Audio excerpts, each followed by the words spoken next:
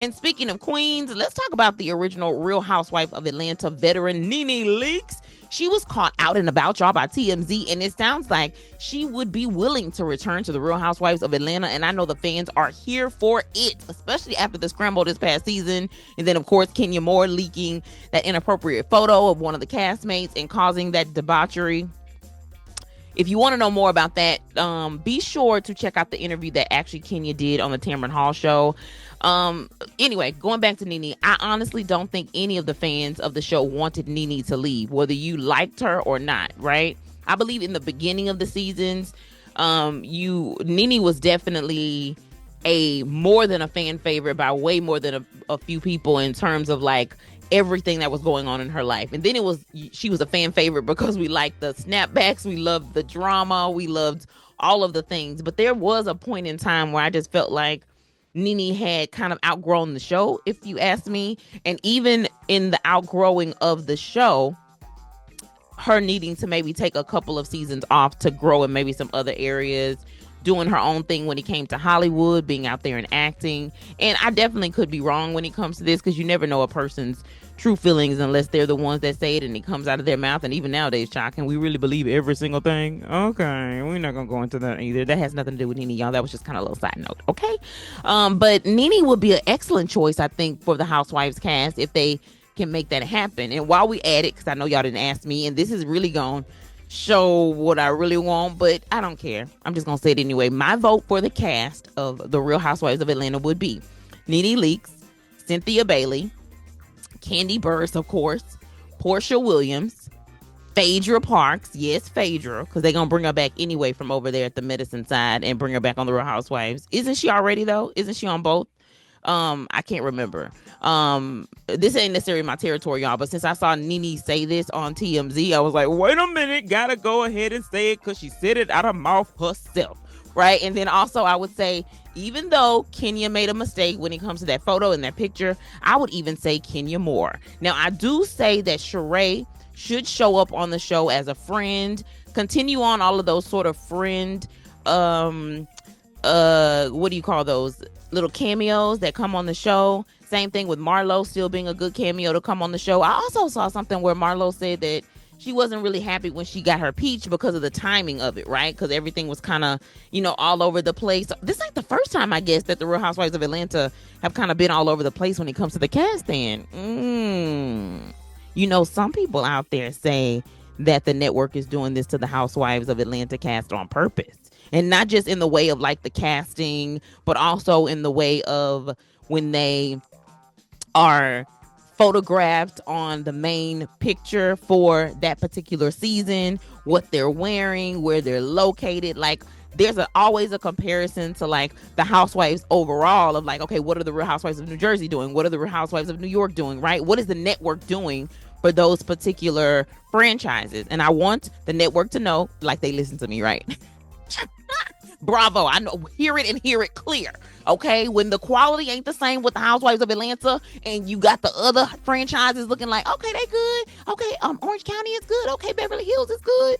Do y'all still do Orange County anymore? Anyway, when all the other franchises look like y'all got them together, when y'all don't do the same for Atlanta, we notice. Okay, they notice. The fans notice. And when the fans notice, of course, then I'm put on alert, and I notice as well. I will say at the beginning of the Housewives, I definitely watch consistently. So that's why that's one of the reasons why I don't report on the Housewives as often unless it actually comes out somewhere in the tabloid news particularly. So shout out to the Real Housewives of Atlanta.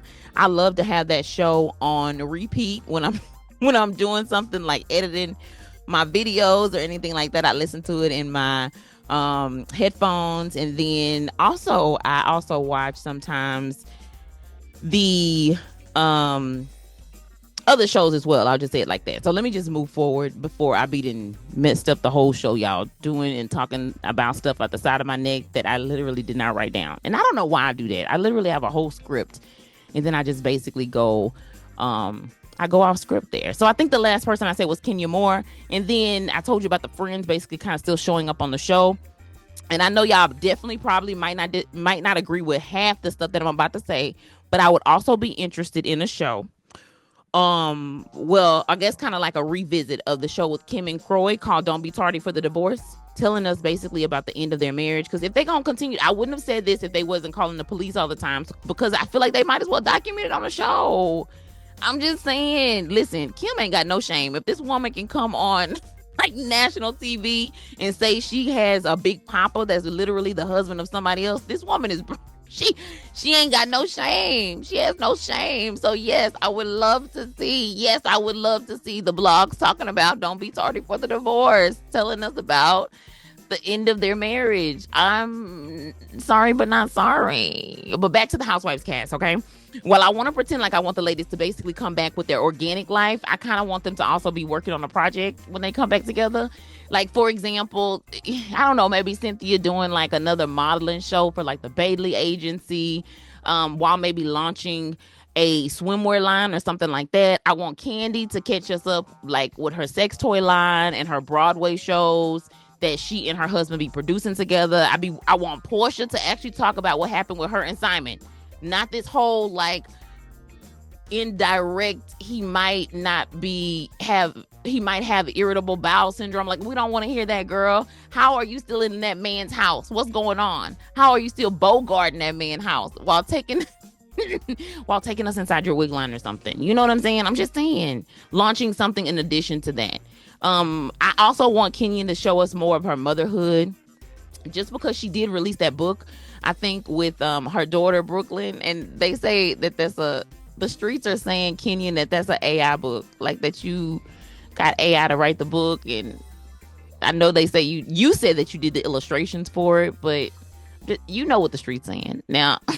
I also want Kenyon to do something with that hair salon that she said she got, but I'm not sure if you should take us behind the scenes because of what happened this last time. Okay, that's why you're not on the show anymore, but you're still collecting a check according to the interview that you did with Tamron Hall. And for Phaedra, catch us up on where the boys are and your co-parenting with Apollo, the funeral home industry.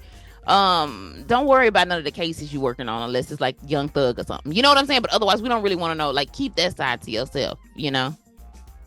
Maybe even if you went also to speak to one of the girls that's on the Married to Medicine show while you were there. You know what I'm saying? Like, just to kind of give us a little bit of a what's it like on the inside of that. Am I tripping, y'all? Maybe I'm just wishful thinking. I'm the worst at this, but you know, I had to put my 2 cents in anyway, even though y'all didn't ask me. Well, if you don't know, Nene is also making her rounds, promoting her brand new podcast, and recently did an interview on Way Up with Angela Yee to talk about it. She is co-hosting the show with love and hip hop star Sierra Glam Shop, if I'm not mistaken. The show is going to be called Me and My Homegirl, and a lot of fans are very surprised by this odd sort of pairing.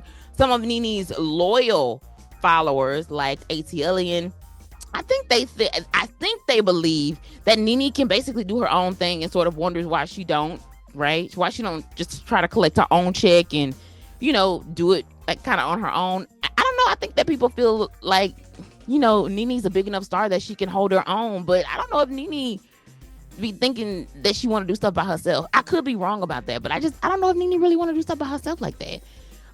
And don't be mad at me for saying this, but maybe Nene don't see herself as the big star that we see her. And maybe I'm tripping, but yeah, I see Nene. And like, for example, in my opinion, I see Nene like as her own brand. And for me, that looks like her own YouTube channel, which she has, but hear me out. Like, where for like the most part, you see her like day to day of her appearances behind the scenes, getting ready, like content, right? Who designer is for whatever the red carpet event that she may be going to, whatever movie she's a part of or in, or TV show. Cause I know that she was recently on, what is it? The Upshaws. But in a way where she has kind of like her own cameraman, though, not her holding the camera, like never, like hardly ever her holding the camera. I'm not saying that she's too good to vlog, you know what I'm saying? But like, I think that she's reached that level now where she can always, you know, I got somebody else, you know, I got my cameraman to do it. Like I can, you know what I'm saying? Like, you know what I'm saying? Am I tripping? I don't know. I also see her continuing on, like, didn't she write a book before? Like, I think the name of the book, give me a second, because I don't want to mess this up. I think it was called, like, that never made the same mistake twice. and I think there's a little bit more to it, but I believe that that's the beginning. But basically, I could have seen Nene doing like a book on grief after the death of Greg back in 2021. And I will say this, and I know I'm not wrong about this. One of the things that made Nene even more likable was her relationship with Greg. Come on now, like it did. I think that made her even more likable. The bond that her and Greg had was just like, you know what I'm like, they was going through it and we was looking around like, what's going on? But it was still this loyalty between them in spite of the fact that they were going through it. You know what I'm saying? But anyway, I believe that she could have just sort of wrote a book about sort of that process and how she was going through the grieving process. I think that would have also allowed it to be like some form of therapy. She could have toured it maybe like 2023. I can see her just kind of working more with, also like with her foundation. Remember the one that she had, I believe it was for battered women. What episode, y'all, was that? Was that the first season? I think that Nene actually did a everybody put heels on and you like run for the cause kind of thing. I miss that. Y'all, I miss going to all of the like galas and like, you know, arguing in the back when they was raising $20,000 for a good cause. Like, am I tripping? Maybe I'm tripping. Anyway, I can see Nene coming out with a dress line that's still on QVC or on Amazon, you know, where the superstars go on Amazon and talk about, you know, as well as the influencers to talk about what they like. You know what I'm saying? Like, anyway, the first episode of the podcast premieres on January the 16th at 8 p.m. on all major platforms, according to the ladies. And by the ladies, I mean Nene Leakes, as well as the young lady that she's doing the podcast with. And her name, again, is Sierra Glam Shop. I had to go up on my script a little bit because I didn't write her name down as much. If you don't know, I think she's actually from Love and Hip Hop. I think I may have said that already. What I like is the fact of their age difference, right? So they're each from like a different generation. And I think that they can really relate to each other. In the interview that they were in together, they was actually talking a little bit about that. Sierra was saying how she could actually be on time more. And then he kind of called her out. It seemed like a little bit on it. But I feel like this is worth it, just kind of at least giving it a try, you know what I'm saying? But just to let you know, the rumor is that also, Nene, you could do your own thing. And hopefully, also the rumor, another one is that TGIF show, y'all know the show that was on Fox Soul. They say that was the original idea of Nene Leakes and it was stolen from her. That's what the streets say.